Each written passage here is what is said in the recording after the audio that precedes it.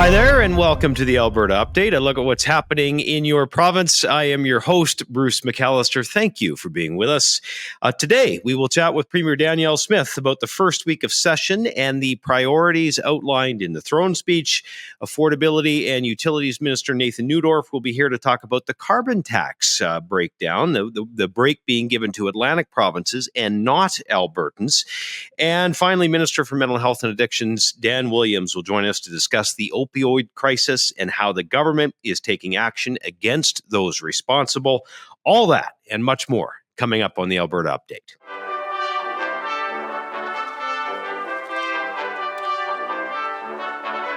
Lieutenant Governor Salma Lakhani gave the speech from the throne to officially open the first sitting of the 31st legislature on Monday. The throne speech highlights the priorities of the Alberta government, and they include tax cuts for Albertans, a law against tax increases without a referendum, steps to limit costs of insurance, electricity, and fuel, increasing healthcare and education staff, and more affordable housing options. The Lieutenant Governor also delivering a message of hope for Alberta's future. We are indeed a province of leaders, innovators, pioneers, and visionaries. But we are also a province of teachers, healers, and protectors. And we will need the unique strengths and gifts of all of us and those of our children and their children to realize the limitless promise of this great province.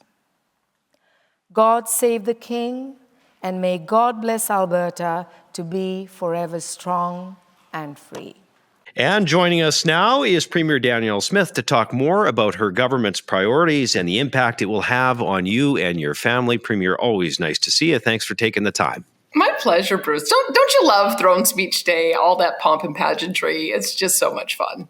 I do. It's fun to take part, and it's nice to be able to bring it to people at home and show them a little bit about what they missed if they couldn't. Listen, so much going on. Let's talk about the direction of the session, I guess the throne speech overall, what your government's priorities are heading forward here for Alberta. Well, now that we have a 4-year mandate, we're looking out a little bit further. And when you look back over the last year to see that we've seen a year-over-year increase of 184,000 people wanting to come to this beautiful province, what we wanted to do is chart out a vision of what that could look like if we're able to sustain it. What if we continued to see that kind of population growth? Where would we be by 2050? And what are the kind of things that we need to put in place if we're going to see a doubling of our population? We know that we're going to have major investment in a whole variety of new industries. We're going to be able to create amazing new jobs and opportunities. We've got to be there with the education to train young people, as well as mature students into those new professions. And then all of that, of course, requires an investment in healthcare and education and other major infrastructure, like, let's be visionary about it, a train between Calgary and Edmonton one day. And so those are the kind of things that we want to get started on. And we want people thinking really big about Alberta's future because it is so bright. You bet. Listen, Bill 1 was the Taxpayer Protection Amendment Act. You said it would be, and it is. If this act is passed, what will it do for Albertans? And maybe more specifically, how will it make Alberta a more competitive place to do business? One of the things that we hear all the time is that people and businesses want certainty. And we saw really in two different visions for how to address taxes in this province over the last decade. So we had a low rate of taxes. The NDP came in, they hiked up taxes, and they ended up reducing corporate income tax revenue because investment fled, businesses fled, job losses, and people left the province in droves. When the UCP came in the first term, first thing they did was to give that job creation tax cut, brought the corporate tax down to a level where we're now the best in Canada by a long shot. And we're also better than 44 U.S. jurisdictions when you look at the combined state and federal tax rate. And so we have seen the consequence of that. Investment has flooded into our province, creating new jobs, as well as on the personal income tax side, we saw the same thing. The NDP brought in personal income tax hikes, and it created also an affordability crisis for our families. Taxes are the highest ticket item in a household budget. And so we wanted to make sure that people knew that under a UCP government, your taxes are never going to be higher than they are right now. We are going to maintain the rates and we are going to maintain the brackets. And if any future government wants to change that, they've got to put it to the people in a referendum. We already have that protection on a sales tax, and now we're putting it on personal and corporate income taxes too. All right. With the theme of a referendum, you bring forward some legislation related to a referendum on the Alberta pension plan. More on that and why it is necessary.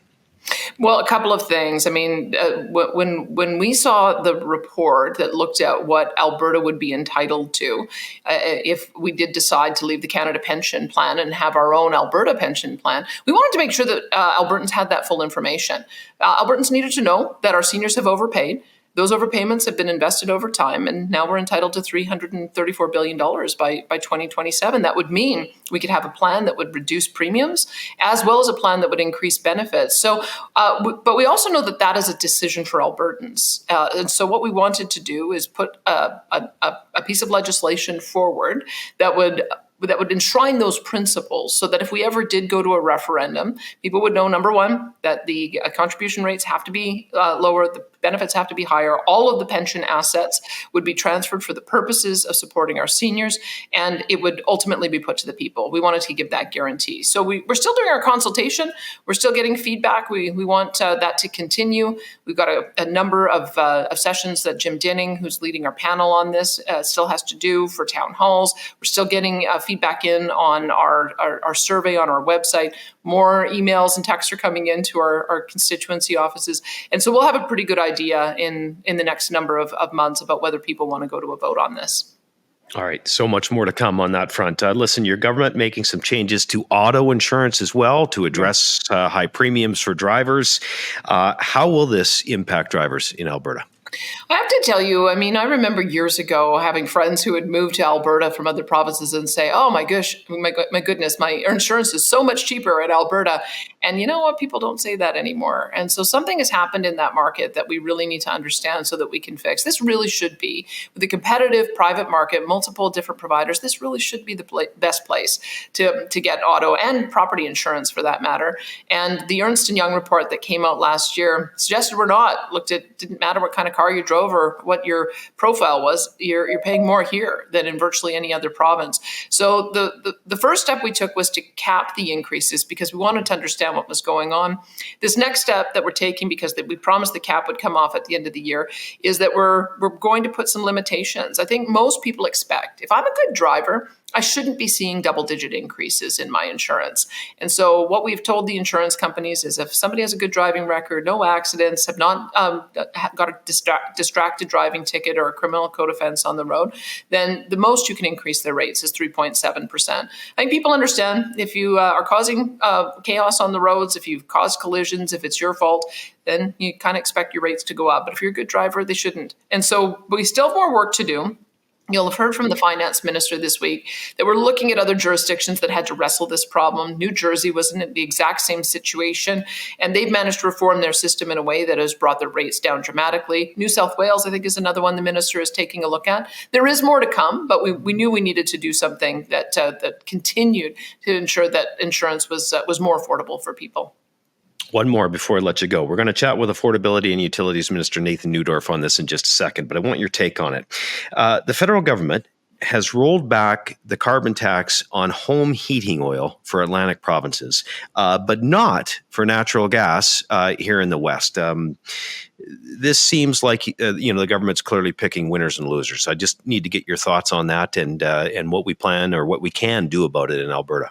Well, they basically confirmed that they are picking winners and losers. We were told by a federal minister that if we want to have any kind of carve-outs, we should elect more Liberals to be appointed to cabinet. I'm kind of curious about why the Liberals that have been elected from Alberta, Randy Boissonnault and George Chahal, have not stood up and defended Albertans, because that's what we need to see out of federal leadership.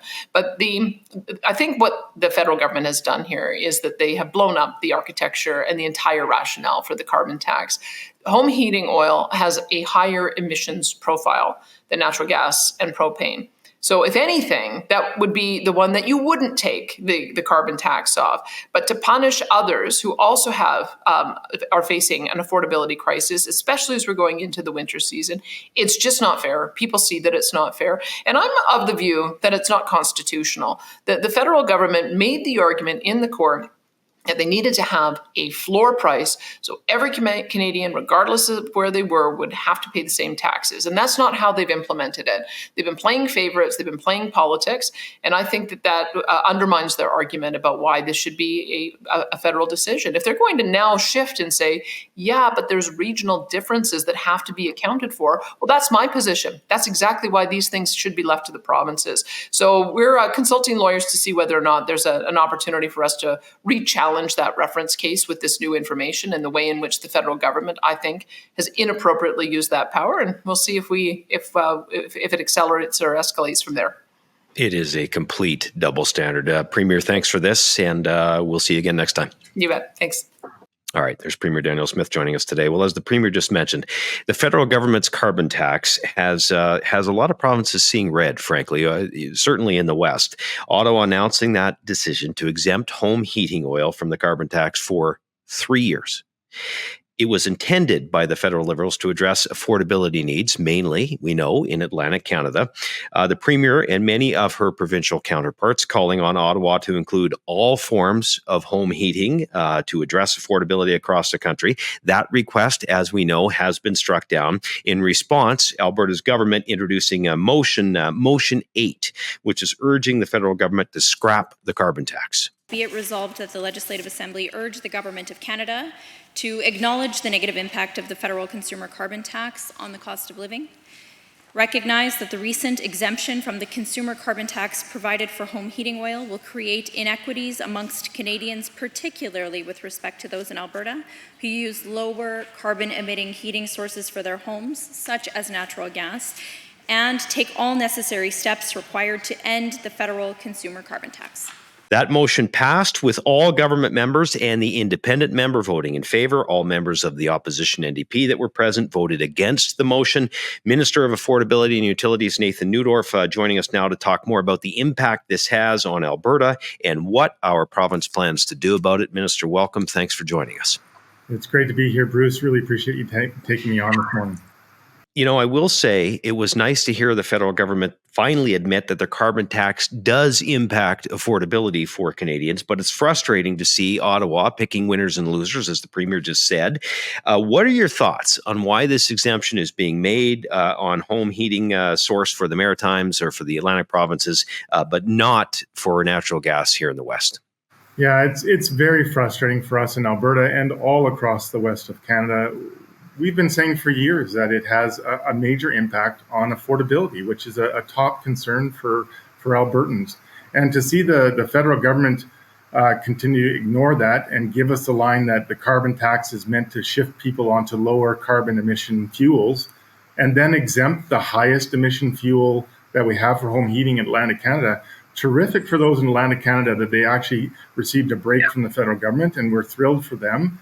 But how about equality? Are not all Canadians equal? And I think that's where our Premier and our province has been standing up to Ottawa saying all Canadians are equal. All Canadians are facing the punitive pressures of this carbon tax.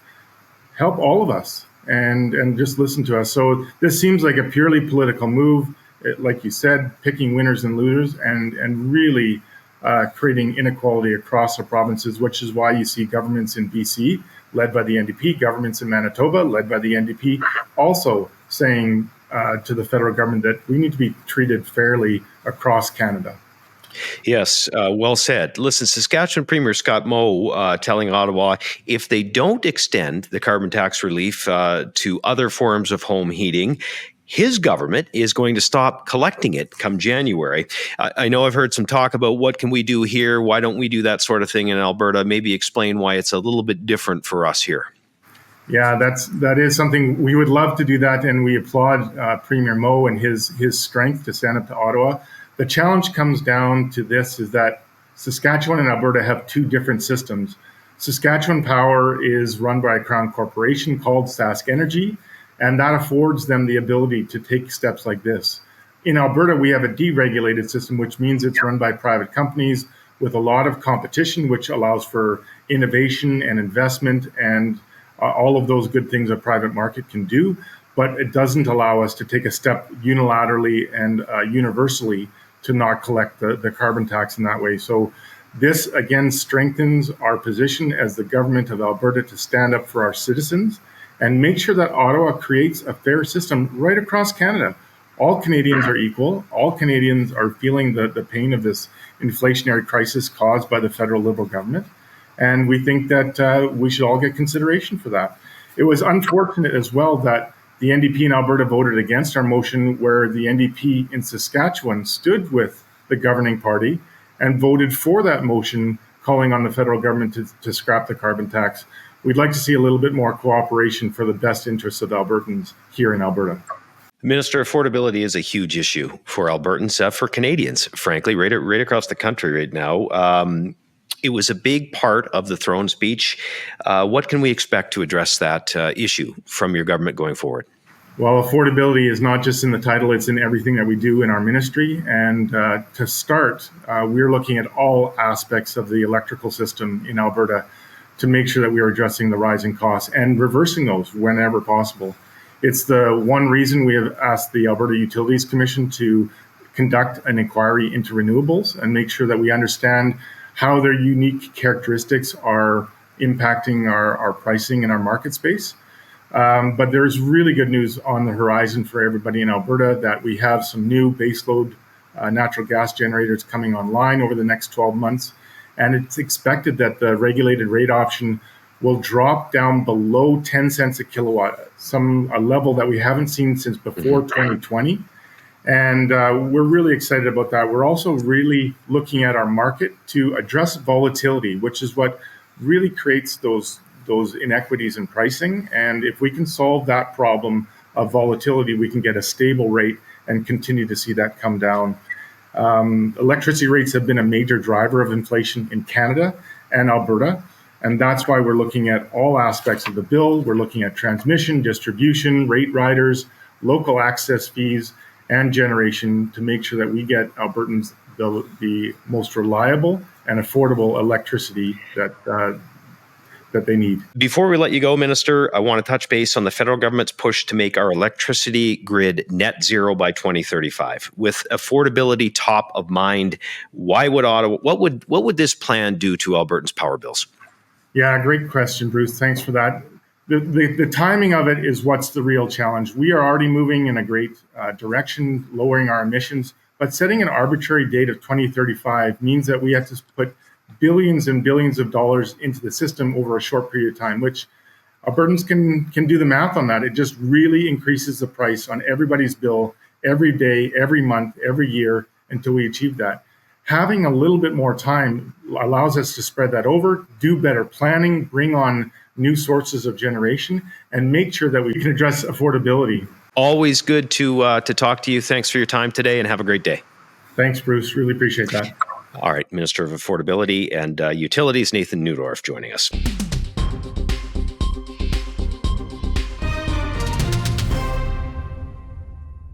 Alberta is taking further steps to address the opioid addiction crisis and those that are should be held responsible for it. If passed, Bill 3, the Opioid Damages and Healthcare Cost Recovery Amendment Act, will further strengthen Alberta's position in current class action suits to recover opioid-related healthcare costs and other damages. Dan Williams is the minister responsible. He's the Minister of Mental Health and Addiction, and he joins us now to talk more about this. Minister, thank you for taking some time. Thank you very much, Bruce. Happy to be here with you. Minister, the addiction and opioid crisis is a major concern for Albertans. We know this. We have seen the damage it has caused to individuals, lives, families, communities. Tell us more about the bill and its intention. Sure. Well, this bill is part of a larger strategy in Alberta. We know that what we're doing over the entire, government of Canada, different provinces, the entire West, it hasn't been working. We see this crisis getting worse. Addiction is a deadly disease. It takes lives. Unfortunately, it takes lives daily. And this was started in large part, by an overprescribing, a supply of high-powered opioids, starting in the United States, but Canada as well got into this, where an entire sector of our society, we talk about healthcare professionals, doctors, we talk about associations of physicians, and we talk about the government regulators. They were all duped by this idea that there's such a thing as a safe pharmaceutical-grade, high-powered opioid that's non-addictive, that it's going to help public health if it's massively prescribed.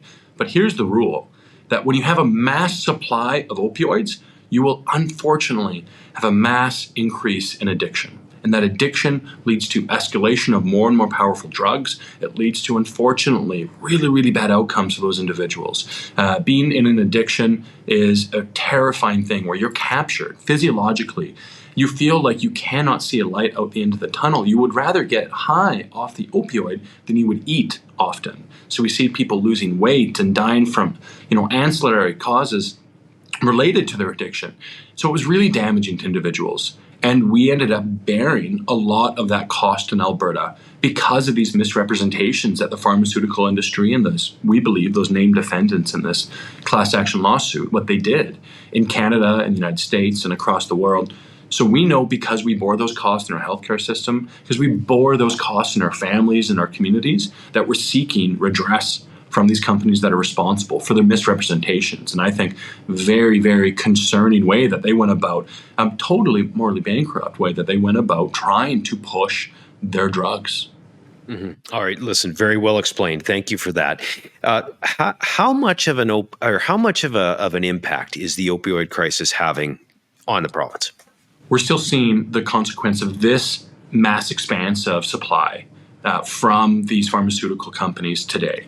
It created a market, not in a couple major cities for heroin, but instead an opioid market illicitly across the entire country, in every one of our communities. And we see it in all of our communities, Bruce. It's devastating. If anyone has a family member, and I'd be surprised to meet an Albertan that doesn't have some connection to this, directly or indirectly, they know what happens to somebody in addiction. The way it tears apart that individual's soul, how they feel completely captured and trapped by the need to continue seeking that high, the way it tears apart a family and the fabric of a home, the way it tears apart a community. And we can look to our mid-sized cities that are struggling with it. We can look to our large city centers. But I'll say, unfortunately, disproportionately, we can look to our Indigenous communities that have been so hard hit by this crisis, where they see so many overdoses happening over and over again. And it's not at all compassionate to say that shooting up these drugs is a lifestyle choice. These individuals who suffer from the disease of addiction play with death every day they overdose. What overdose means is that the respiratory system has slowed so much from the opioids that they stop breathing and they don't get oxygen to many of their different organs. Importantly, your brain needs oxygen. When the brain has hypoxia and we don't have oxygen coming to it, you can have brain damage. So even if you're revived, there can be long-term consequences from this. And they do it, I think, not because they truly choose this in any meaningful or moral sense, but because they have been compelled by the physiological nature of seeking that high of an opioid, bigger and bigger all the time, that they have not cared for anything else. So imagine what that would do to any of your family members. And so it's been devastating to the tune of tearing across families. But if you want to put a fiscal number on it, billions of dollars has been the cost to our country. Yeah, look, devastating is the word. It's just awful for any family that has to go through this. It's gut wrenching. The problems that are associated with it. Minister, if there's any financial recovery related to this opioid crisis, what would the government do with that compensation? We're going to invest in recovery. We're going to invest in Albertans who need our help. There are two ways of thinking about the addiction crisis. One has been tried for decades across the West, and it is to facilitate more and more addiction. And we can look to their latest plan, which is going on in the lower mainland of Vancouver. It's called they call it Safe Supply. It's not safe at all. We've seen Safe Supply already, this attempt. It was called oxycodone. It was called the original crisis that started 25 years ago. It is exactly why we're introducing this legislation and suing them for their misrepresentations and their part that they played in the crisis originally.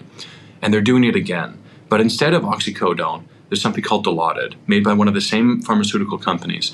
And this particular drug, hydromorphone and Dilaudid, is 5 times more powerful than street heroin. And they are continuing to push it to the tune of 18 million pills a year in the Lower Mainland. And that is going to continue to cause more addiction. Unfortunately, I believe that's causing addiction even in Alberta as those pills get diverted. And so anything that we receive is going to go back into Alberta's recovery model. That model is one that says we're not going to facilitate addiction. We're going to break the cycle of addiction because we know it either ends in death or recovery. So let's jump straight to that recovery. Let's get people the help they need. That is the truly Albertan, Canadian, compassionate thing to do. I believe it's a deeply conservative thing to do, to care for the dignity of our fellow men and women and those who suffer in the most vulnerable parts of our society, instead of saying there's some lifestyle choice or letting them live in minus 40 weather in the streets of Edmonton or Peace River in my constituency, speedballing methamphetamine and fentanyl together, thinking that it's just the way it is. That is not the way it should be. That is not compassionate, and this government's not going to stand for it. Minister of Mental Health and Addictions, Dan Williams, you are doing tremendous work on this file. Thanks for that, and thanks for joining us today.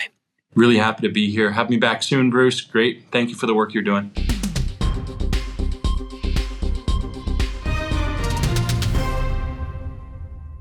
Education Minister Demetrius Nicolaitis kicking off the 2023-2024 Ministers' Youth Council. This is an opportunity for young people in Alberta to help shape government policy on education. The first meeting was a huge success. Here's a look. How are you? There's no better way than to find out what more government can do to support our students than by talking with our students directly. Like, if you want to help the education system, you have to learn from the students. You have to talk to the students, yeah. We're a stakeholder of the education. I get to have a part in reforming the education that I am a part of. If we don't try to put our voice into it, then we're not going to get what we want. I'm really looking forward to learning more about each one of you and getting a better understanding of your perspectives. I'm really excited to see if we can come up with ways to effectively teach students that learn different ways than others. Mental health resources and how to kind of reduce the stigma around reaching out for help.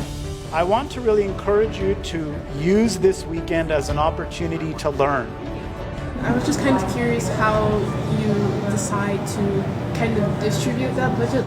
You know, by talking with teachers, students, our school division leaders, and them telling us we need more supports for X, Y, and Z. So I'm just interested how like the new curriculum and the collegiate will kind of come together to help with also academics. Maybe you're deciding I want to go into aviation. You start actually working towards that and start taking programs that are kind of tailored to that industry. I'm a firm believer that a lot of success in life is about relationships and people that you know and people that you meet. We should advocate for that. Yeah. When you take part in the Ministers' Youth Council, you meet so many new people, and it's a great opportunity to make new friends. Meeting everyone and hearing about everyone's different opinions. That's really the best part here, is learning new perspectives. And you get to learn many things like leadership skills, communication skills. There's truly a great thing that comes from different individuals coming from various backgrounds, beliefs, religions, creeds, to prepare each other for our futures. There's no question that each one of you here today is a leader and well on the road to a strong future in leadership.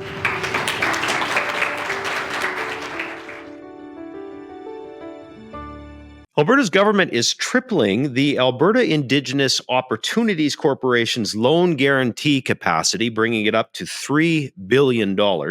As the Premier explains, these funds allow First Nations communities in Alberta to invest in major economic development opportunities. This is about Alberta continuing to lead the country in economic and social reconciliation with Indigenous peoples.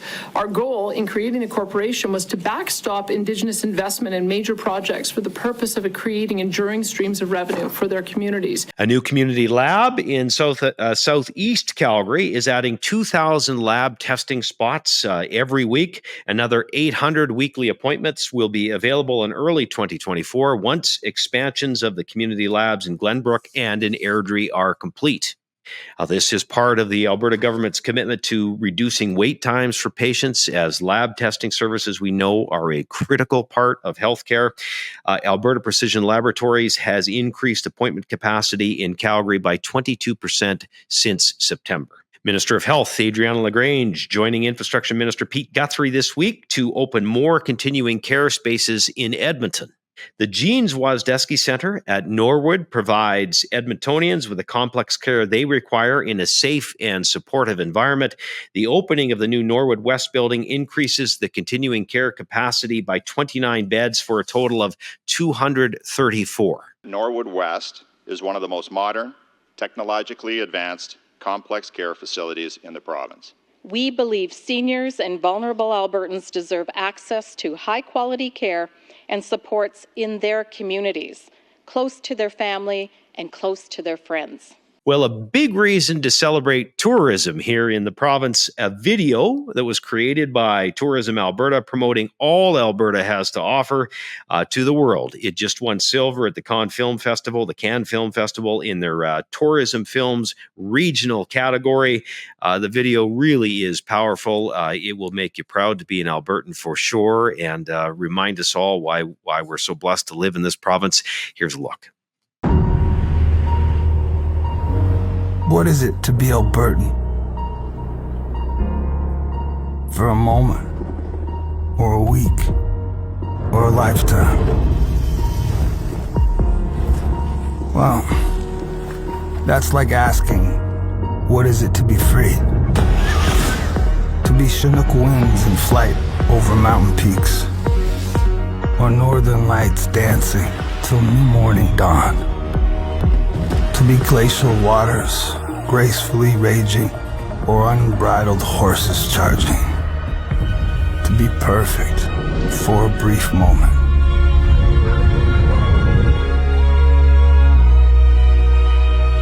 Or to last longer than all of time.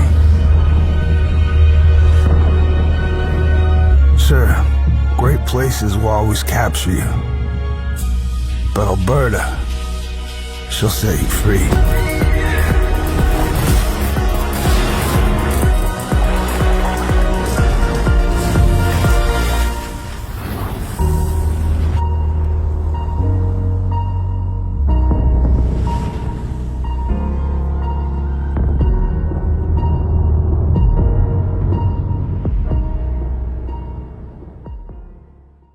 And that does it for the Alberta Update, as we bring you a first-hand look at what's happening with your government and the issues that impact you.